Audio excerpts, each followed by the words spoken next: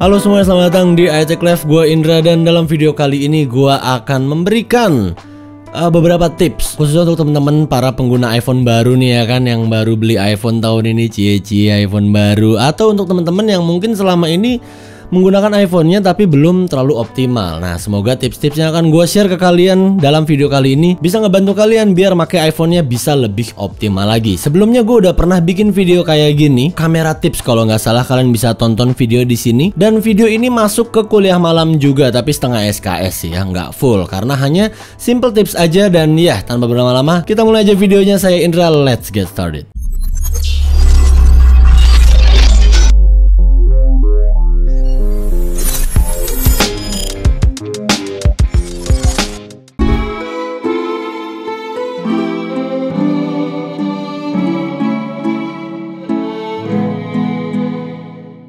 Abadikan kenangan dari device lama yang tak terpakai lagi dalam satu bingkai. Punya device lama yang rusak atau nggak terpakai lagi? Kini kamu bisa mengabadikan device klasik kamu menjadi sebuah dekorasi yang unik, cocok untuk dijadikan hadiah atau sebagai dekorasi. Jadikan kenangan lama lebih bermakna. Nah, kalau kalian lihat judulnya tips untuk iPhone 13 atau 13 Pro, enggak, sebenarnya itu hanya clickbait. Kan yang baru ini iPhone 13 dan 13 Pro. Sebenarnya tips yang gue kasih ke kalian ini bisa untuk semua seri iPhone, khususnya untuk iPhone yang saat ini udah berada di posisi iOS 15 ya. Jadi kalian yang saat ini nggak pakai iPhone 13 atau 13 Pro bisa ikutin tips-tips yang akan gue share nih. Oke, langsung aja kita mulai. Yang pertama gue mau ngomongin soal HDR atau fitur HDR di iPhone. Nah, kemarin ini baru banget istri gue bilang, kok muka gue rada begini, jadi kayak manusia milenium, karena itu adalah efek HDR. Untuk teman-teman yang pengen ngecek iPhone-nya aktif atau enggak HDR-nya, pokoknya kalian lihat di galeri kalian. Kalau kalian misalnya ngeplay video terus kayak agak terang dikit, tek kayak gitu, nah itu berarti dalam format HDR, atau simpelnya di kanan atas tuh ada tulisan HDR-nya sebenarnya. Nah, untuk teman-teman khususnya yang nggak suka dengan efek HDR kayak gini, dan kebetulan gue juga kalau gue lagi ngerjain video-video untuk klien gitu ya, yang gue uploadnya tuh di Instagram, di story, di feed, yang memang nggak butuh-butuh amat fitur HDR, dan platformnya memang juga belum ready untuk nampilin konten HDR, jadi gue matiin aja fitur HDR-nya. Nah, kalian juga bisa matiin fitur HDR-nya melalui ke setting iPhone kalian, lalu kalian scroll ke bawah dan kalian cari kamera. Setelah itu kalian masuk yang record video, dan di bagian bawah sini ada HDR video dalam kurung high efficiency. Nah, ini bisa kalian matiin aja. Sekarang kalian kalau ngerekam video di iPhone kalian udah nggak aktif HDR-nya. Sometimes kalau misalnya kalian mau aktifin lagi HDR-nya, kalian bisa navigasi ke settingan tadi dan aktifin HDR-nya. Nah, yang kedua masih seputar tentang kamera. Di fitur iPhone 13 nih, khususnya sekarang untuk teman-teman yang pakai iPhone 13. Sekarang ini kalau iPhone kalian ngedeketin objek kayak gini, dia akan automatic switching ke makro kamera. Mungkin banyak dari teman-teman yang masih bingung, kok tiba-tiba kayak ada transisi gitu ya. Itu lagi switching ke makro mode. Nah, kadang gue menemukan teman-teman gue di luar sana juga yang dimana dia pengen foto close up tapi nggak pengen makro banget gitu. Misalnya dia pengen foto objek ya secara deket, tapi dia nggak pengen sampai pori-pori banget gitu, nggak bener-bener sampai makro banget. Nah, kalian bisa matiin fitur makro modenya. Caranya kalian masuk ke setting, lalu masih masuk ke kamera, dan di paling bawah sini ada auto makro. Auto makronya kalian offin aja. Nah, kalau ini udah di offin, saat kalian masuk ke kamera dan kalian deketin objeknya, dia tetap bisa fokus, cuman enggak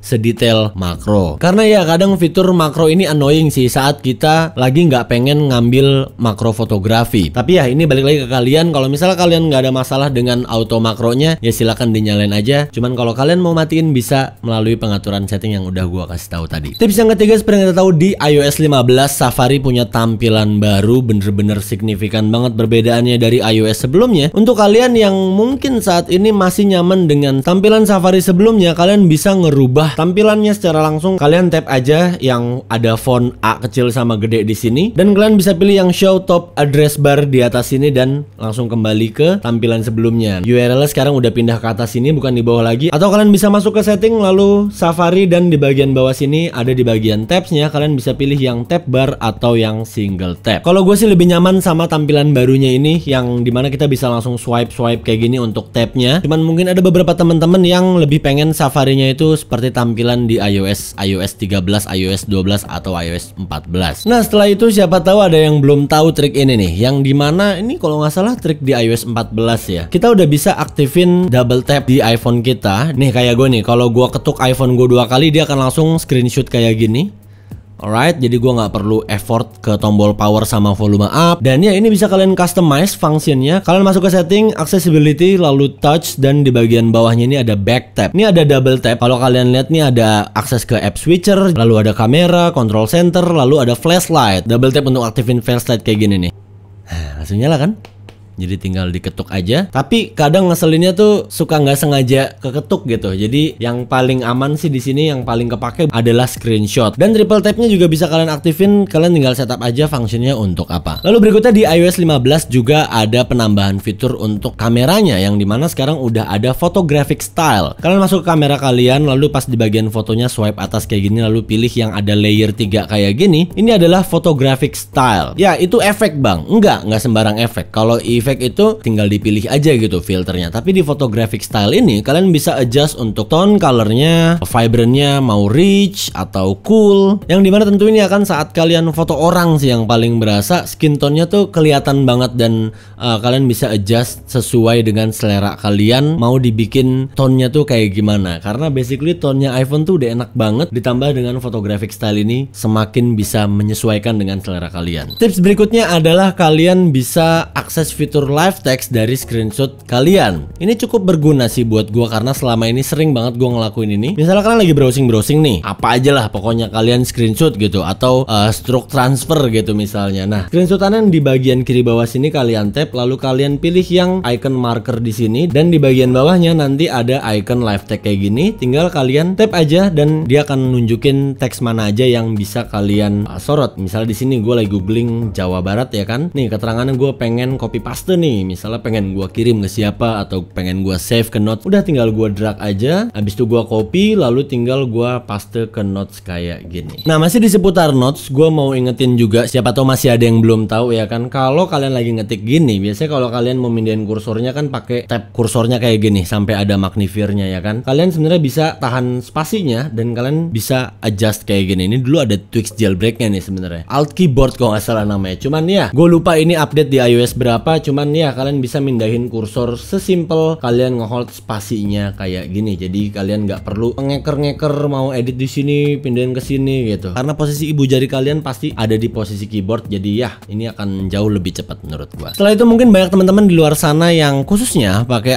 iPhone Plus series atau iPhone Pro Max series. Pokoknya iPhone yang gede lah. iPhone XR, iPhone 11 yang punya diagonal 6,1 inch juga bisa dibilang agak susah difungsikan saat kita menggunakan satu tangan. Nah, ada fitur yang namanya Reachability. Ini fitur lama juga sebenarnya. Cara kerja Reachability adalah saat kalian lagi mengoperasikan iPhone satu tangan, kan jempol kalian nggak bisa ngakses ke icon-icon yang atas nih, nggak nyampe, harus begini ya kan? Atau kalian mau ke status bar, mau control center. Nah, dengan Reachability ini kalian tinggal swipe down aja kayak gini dan dia akan langsung turun. Jadi jempol kalian bisa ngakses ke bagian atas sini atau icon-icon di atas sini. Cara aktifinnya kalian masuk ke setting, lalu masuk ke accessibility, lalu ke touch, dan di sini ada Reachability dan pastikan sudah menyala. Dan ya aksesnya tinggal swipe down di bagian dock kayak gini aja, dia udah langsung aktif Reachability-nya. Dan ini bisa juga di dalam aplikasi gitu ya. Tuh langsung aktif Reachability-nya. Tips berikutnya untuk teman-teman yang saat ini pakai iPhone 13 Pro atau 13 Pro Max yang mungkin nggak terlalu suka dengan 120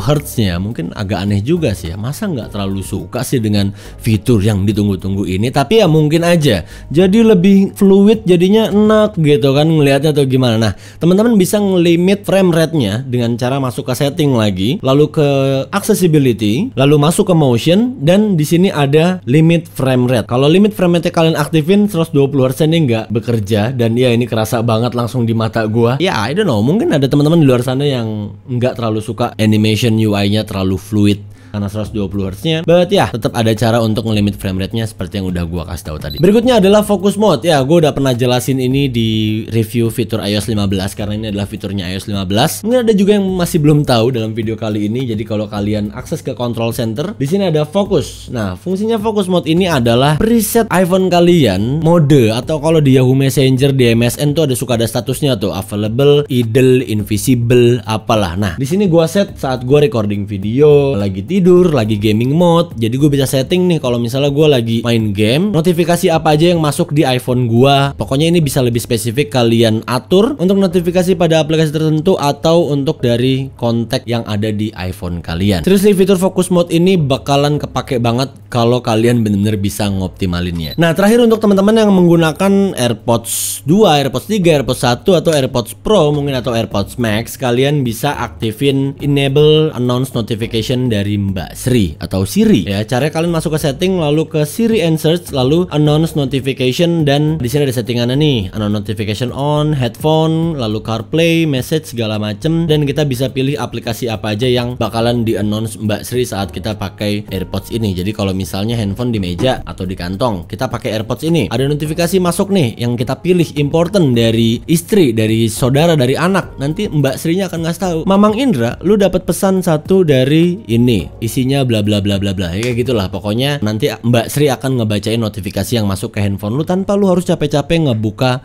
iPhone lu. Baterai iPhone butuh di servis? Hubungi aja Soris. Oke, jadi itu aja beberapa tips yang bisa gue share ke kalian. Mungkin ada banyak juga dari kalian yang udah mengetahui tipsnya.